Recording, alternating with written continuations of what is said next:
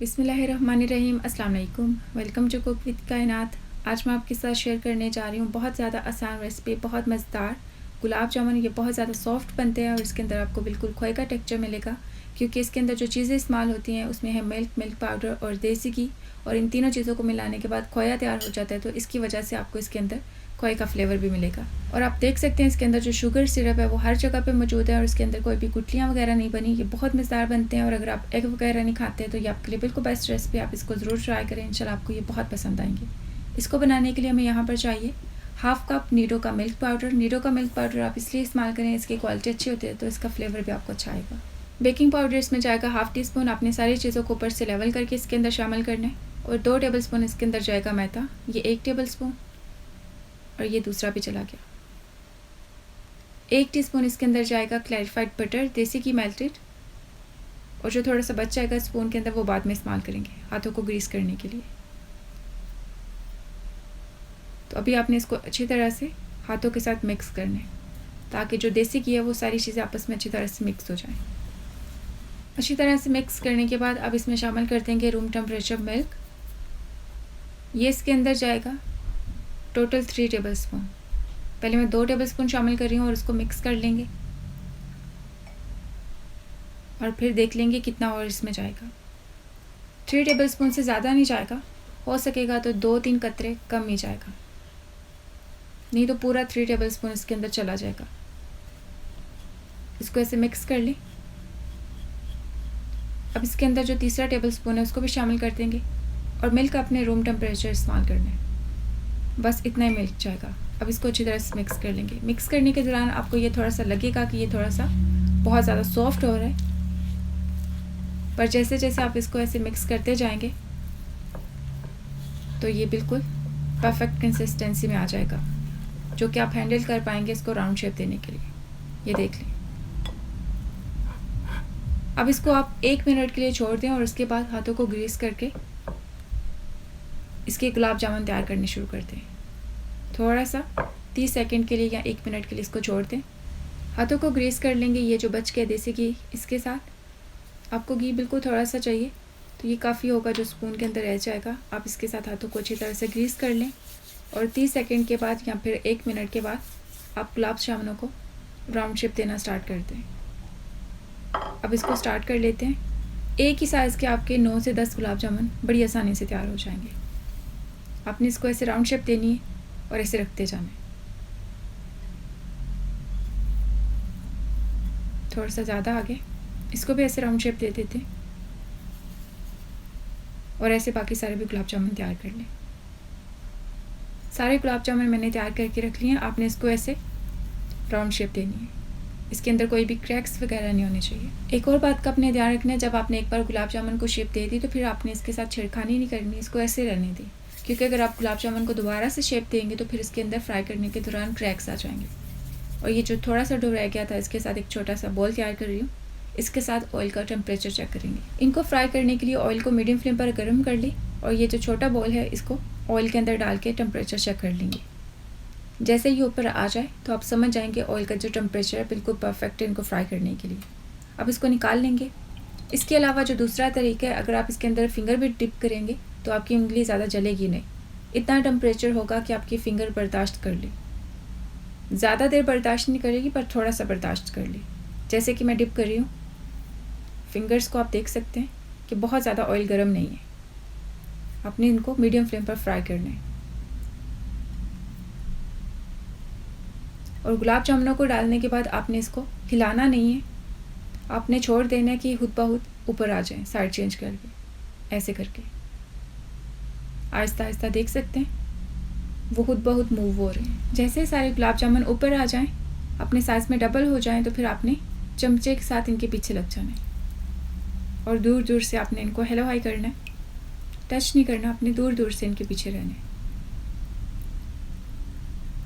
اگر آپ ان کو ٹچ کریں گے تو یہ آؤٹ ہو جائیں گے پین سے بھی اور آپ کی لائف سے بھی, کیونکہ ان کے اندر کریکس آ جائیں گے. تو آپ نے احتیاط سے ان سے دور رہنا ہے. تھوڑی سی جیسے آپ کو جگہ ملے ان کے اوپر آئل کو اٹھا کے ڈالتے جائیں, اور ان کو ایسے چلا لیں. اب ان کے اوپر ایسے کر کے آئل ڈالیں گے. جیسے ہی اپنے سائز میں ڈبل ہو جائیں، اپنی شیپ برقرار کر لیں، تو پھر آپ اس کا فلیم جو ہے تھوڑا سا بڑھا لیں اور اوپر سے ایسے کر کے چمچے کی مدد سے ان کو گھماتے جائیں اور کلر دے دیں، کیونکہ اب ان کی شیپ جو ہے برقرار ہو چکی ہے، تو انہوں نے جتنا بڑا ہونا تھا وہ بڑے ہو چکے ہیں۔ اب ان کو اپنا پسندیدہ کلر دے دیں۔ فلیم کو اپنے تھوڑا سا میڈیم سے بڑھانا ہے، بالکل ہائی نہیں کر دینا کہ یہ ایک دم سے جلنا سٹارٹ کر دیں، آہستہ آہستہ یہ اپنا کلر چینج کرنا شروع کر دیں گے۔ مجھے ان کا اتنا ہی کلر چاہیے، تو ابھی میں ان کو نکال لوں گی، اور آپ نے گلاب جامن کو پہلے تیار کرنا ہے، پھر ان کو رس دے دینی ہے، اور تب تک پھر آپ کا شیرہ بھی تیار ہو جائے گا۔ ان میں سے میرے تھوڑے سے گلاب جامن بڑے ہیں، تھوڑے سے چھوٹے ہیں، تو یہ جب آپ شیپ دیں تو ان کو ایک جیسے تیار کر لیں۔ شیرے کے لیے ہمیں یہاں پر چاہیے 2 کپ میجرنگ کپ پانی، یہ اس میں دوسرا کپ بھی ڈال دیں گے،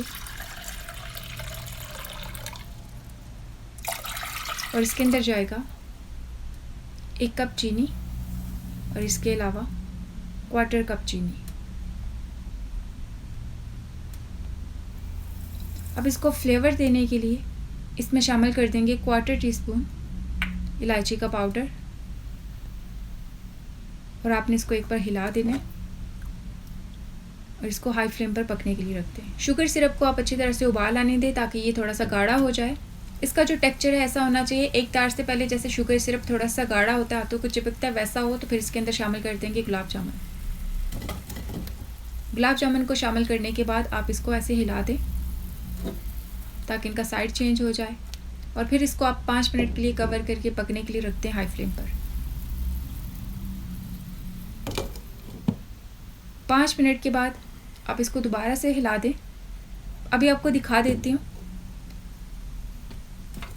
اور ان کو ایک برتن میں نکال لیتے ہیں، کیونکہ شوگر سرپ اگر ایسے اس میں رہے گا تو یہ تھوڑا ہے، تو چھوٹے برتن میں ان کو ڈالوں گی تو شوگر سرپ ان کے اوپر اچھی طرح سے آ جائے گا۔ نہیں تو آپ شوگر سرپ کی کوانٹٹی ڈبل کر سکتے ہیں تاکہ یہ اچھی طرح سے اوپر سے کور ہو جائے، نہیں تو آپ ان کو چھوٹے سے برتن میں ٹرانسفر کر دیں۔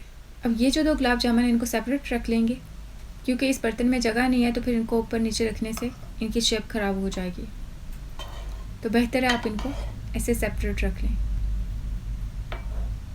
اور شوگر سرپ ڈالنے کے بعد ان کو 1 گھنٹے کے لیے چھوڑ دیں، کیونکہ یہ گرم ہے تو ان کو کور نہ کریں۔ 1 گھنٹے کے بعد آپ اس کے اوپر شوگر سرپ ڈال دیں، اور ان کا سائڈ بھی چینج کر دیں تاکہ جو دوسرا سائڈ ہے اوپر والا، اس تک بھی شوگر سرپ اگر نہیں گیا تو اچھی طرح سے پہنچ جائے۔ اور 2 گھنٹے کے بعد یہ بالکل تیار ہو جائیں گے سرو ہونے کے لیے۔ ابھی جو شوگر سرپ ہے وہ روم ٹمپریچر پہ بھی آ چکے، اور اس کو کور کر کے 1 گھنٹے کے لیے چھوڑ دیں گے۔ اب ان کا بس ایسے سائڈ چینج کر دیں اور ان کو چھوڑ دیں۔ 2 گھنٹے کے بعد یہ گلاب جامن اچھی طرح سے سیٹ ہو چکے ہیں۔ اب ان کو پلیٹ میں رکھ لیجیے تاکہ جو ایکسٹرا شوگر سرپ ہے وہ پلیٹ میں نکل جائے۔ پھر اس کو سرونگ ڈش میں سرو کر دیں گے۔ ان کو گارنش کرنے کے لیے میرے پاس ہے یہاں گریٹڈ کوکونٹ، تھوڑا سا بادام اور تھوڑا سا پستہ۔ اب ایک گلاب جامن کو اٹھائیں گے اور اس کو کوٹ کر لیں گے ناریل کے ساتھ۔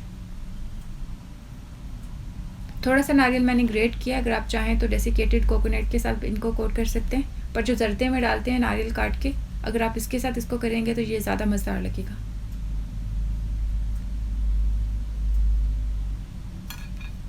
اسی طرح جو دوسرا ہے اس کو بھی تیار کر لیں گے۔ ڈفرینٹ چیزوں سے ڈیکوریٹ کرنے کی وجہ سے ہمارے پاس 3 قسم کی ورائٹی ہو جائے گی، ایک کوکونٹ کے ساتھ، ایک بادام کے ساتھ اور ایک پستہ کے ساتھ، تو اس طرح یہ بہت مزیدار لگیں گے۔ ایکسٹرا جو کوکونٹ اس کو ہٹا دیں اور اس کو پلیٹ میں رکھ دیں گے، اور یہ جو سمپل گلاب جامن ہیں ان کو بھی لائن میں رکھ دیتے ہیں، اور ان کو اوپر سے گارنش کر لیں گے پستہ کے ساتھ۔ گارنش کرنے کے لیے ایک پستہ کافی ہے، اس کو باریک کاٹ کے اس کو گارنش کر لیں، اور آدھا بادام کافی ہے اس کو گارنش کرنے کے لیے۔ ماشاءاللہ سے دیکھیں گلاب جامن بالکل تیار ہے۔ آپ اس کو گرما گرم چائے کے ساتھ سرو کر سکتے ہیں، یہ بہت مزیدار بنتے ہیں، بہت زیادہ سافٹ۔ ابھی آپ کو توڑ کے بھی دکھا دیتی ہوں، یہ دیکھیں ماشاءاللہ سے آپ اس ریسپی کو ضرور ٹرائی کریں، انشاءاللہ آپ کو بہت پسند آئیں گے۔ ابھی آپ کو گلاب جامن کاٹ کے بھی دکھا دیتی ہوں تاکہ اس کا جو فائنل رزلٹ ہے وہ آپ کو نظر آ جائے۔ یہ دیکھیے یہ بہت زیادہ سافٹ ہے اور جو شوگر سرپ ہے وہ اس کے اندر اچھی طرح سے گیا ہوا ہے اور اس کے اندر کوئی بھی گٹلی وغیرہ نہیں ہے۔ یہ دیکھیے یہ بہت مزیدار بنتے ہیں، بہت زیادہ سافٹ۔ آپ اس ریسپی کو ضرور ٹرائی کریں، انشاءاللہ یہ آپ کو بہت پسند آئیں گے۔ اب اس کو اسپون کی مدد سے توڑ کے بھی دکھا دیتی ہوں۔ یہ دیکھیں آپ کو اس کے اندر کھوئے کا ٹیکسچر ملے گا۔ ایک اور گلاب جامن آپ کو توڑ کے دکھا دیتی ہوں تاکہ آپ کو یقین ہو جائے کہ اس کے اندر کوئی بھی گٹلی وغیرہ نہیں ہوں گی اور یہ بالکل پرفیکٹ بنیں گے، بہت زیادہ سافٹ۔ آپ بھی اس ریسپی کو ضرور ٹرائی کریں، انشاءاللہ یہ آپ کو گلاب جامن کی ریسپی بہت پسند آئے گی۔ اگر آپ کو یہ میری آج کی ریسپی اچھی لگی ہو تو ویڈیو کو ایک لائک کر دیں، ساتھ ایک پیار سا کمنٹ بھی کر دیں، چینل کو سبسکرائب کر لیں، ساتھ میں دیے گئے بیل آئیکن کو بھی پریس کر دیں، اس سے ویڈیو کا نوٹیفیکیشن آپ تک پہنچے گا۔ انشاءاللہ نیو ریسپی کے ساتھ جلد ملاقات ہوگی، تب تک کے لیے اللہ حافظ۔